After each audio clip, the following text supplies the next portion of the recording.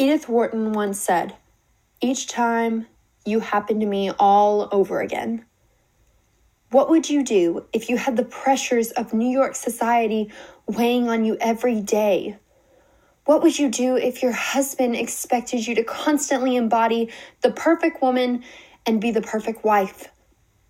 My name is Jali Chandler, and for my independent study novel, I chose Edith Wharton's The Age of Innocence.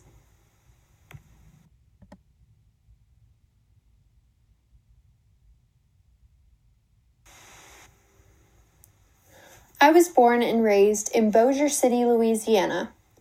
I started dancing at the age of 2 and haven't stopped since. My dream has certainly evolved since then, though. I first dreamed of Broadway, then Juilliard, and now I intend to get my master's in dance and go on to own my own dance company and studio. I've been to New York 4 times, and every time it feels more and more like home. So when it came time to choose my senior project novel, I knew I wanted one set in the Big Apple.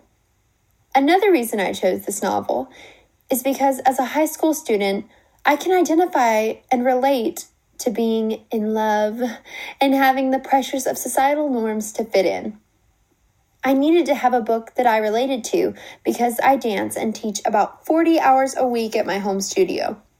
But even with going to the studio at 1 and getting home around 9:30, once I started the book, I couldn't stop.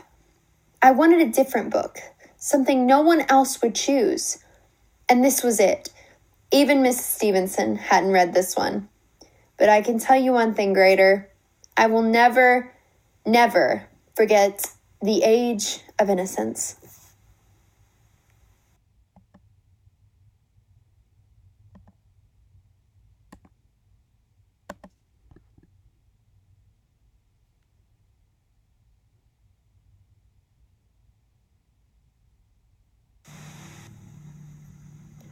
Born and raised in New York City, Edith Wharton moved to Europe at only 4 years old. She invented stories for her family constantly, but later in life put aside writing for her duties as a debutante. Eventually, she crossed the Atlantic 60 times, and her husband both loved to travel. The Age of Innocence won the 1921 Pulitzer Prize for Fiction, making Wharton the first woman to win the prize, though the committee had agreed to award the prize to a well-known author, Lewis. The judges rejected his Main Street on political grounds and established Wharton as the American First Lady of Letters. The irony being that the committee had awarded The Age of Innocence the prize because it blatantly negated Wharton's own subtle ironies, which constitute and make the book so worthy of the attention. The novel is noted for Wharton's attention to detail and its accurate portrayal of the 19th century societal tragedy following its own plot.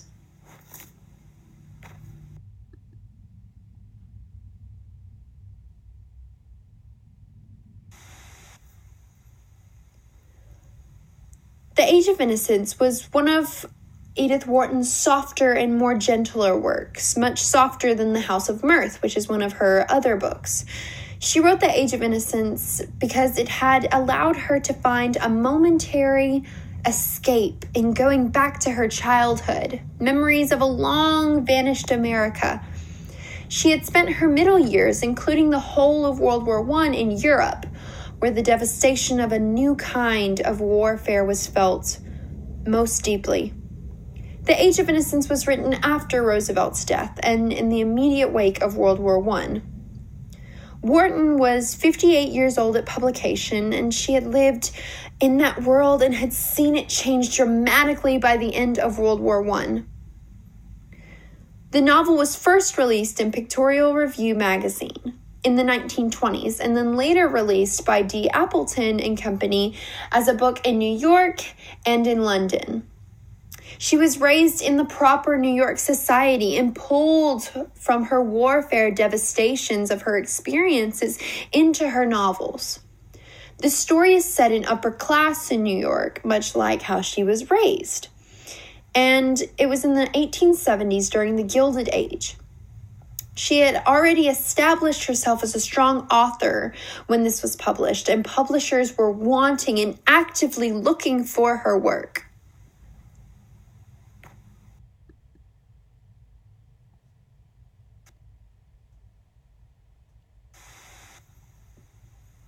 May Willard is Newland Archer's fiancée and then wife in the novel. She is raised to be a perfect wife and mother, and she follows and perfectly obeys all of these societal customs. Mostly, she is the shallow, uninterested, and uninteresting young woman that New York society requires. When they are in St. Augustine in the novel, though, May gives Newland a rare glimpse of this maturity and compassion that he had previously ignored. She offers to let them cut off the engagement so that he can marry the woman he truly loves, thinking that he wants to be with Mrs. Rushworth, a married woman with whom he had recently ended a love affair. When he assures May that he loves only her, well, May appears to trust him, at least at first. Yet after their marriage, she suspects that Newland is Ellen's lover, which is her cousin. Nonetheless, May pretends to be happy before society, maintaining this perfect illusion that she has this perfect marriage expected of the society. Her unhappiness activates her manipulative nature, and Newland doesn't see it until it's too late. To drive Ellen away from him, May tells Ellen of her pregnancy before she is even certain that she is pregnant. Yet there is still some compassion in May, even in their loveless marriage long years after Ellen's leaving. After May dies, Newland learns she had always known for his continued love for Ellen. As May lay dying, she told their son that the children could always trust their father because he surrendered the thing most meaningful to him out of loyalty for their marriage. May is the true picture of innocence.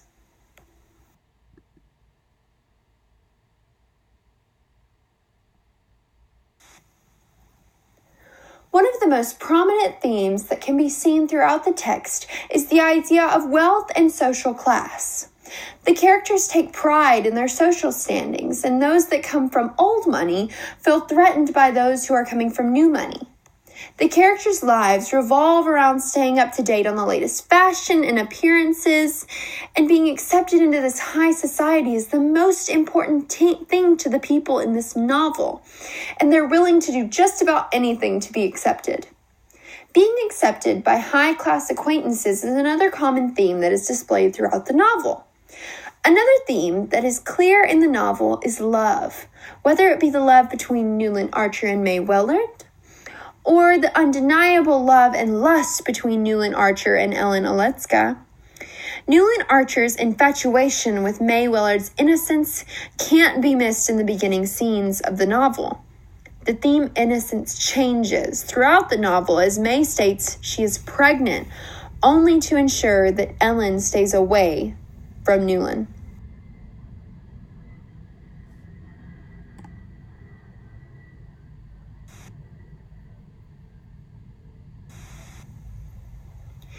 It is explained in the critical reception of Edith Wharton that critics have always admired Wharton's craftsmanship, her attention to detail and structure, and her subtle ironies, along with her description of interiors attributed to her time as an interior designer. In the decades since the book's publication, critics have placed more stress on the portrayal of the money and the class distinctions in the novel. And both the money and the class distinctions are both very modern concepts. The pressures of society still exist. Feeling the pressures to be perfect definitely exists. In especially high school atmospheres when social norms are such a big part of the high school experience and mindset. Overall, this novel was super relatable, and I felt like it was a perfect novel for this time in my lifetime. Going into a little more character study, Ellen and May have also been at the heart of a critical discussion. Originally, it was perceived that May had done the right thing by talking about her pregnancy in order to save her marriage. But I can also see where May can be seen as manipulative rather than sympathetically desperate. And Ellen also is subject for very modern literary criticisms just because of her boldness and her exoticness and something that's not super traditional in this New York societal norm. She's very different than the women in the book. And rather than focusing on this lavish lifestyle that Newland Archer had really not worked for at all, some of the modern readers identify with his grim outlook, and I can definitely see where that comes into play.